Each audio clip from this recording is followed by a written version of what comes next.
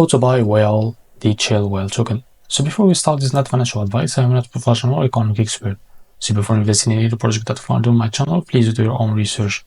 Now before to buy this token, make sure to take a look on Derek's account. They have a big community. Just go and check it. Now to buy this token, it's available in the screener. If you don't have an account on it, just go and create one.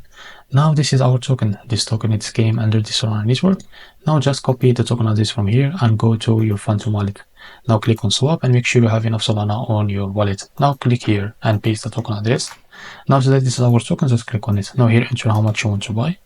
And this is how much you will receive of that token. Select here the provider. The only provider here is Jupiter. Just select it. Make sure to read all this information from here. Now after that, click on swap to be able to redirect you. They will redirect you to Jupiter provider to buy this token. If you face any issue on your buy process, just go back to this page and click here to switch the slip hash from here. Now after you switch the slip hash from here, you will be able to buy this token without any issue.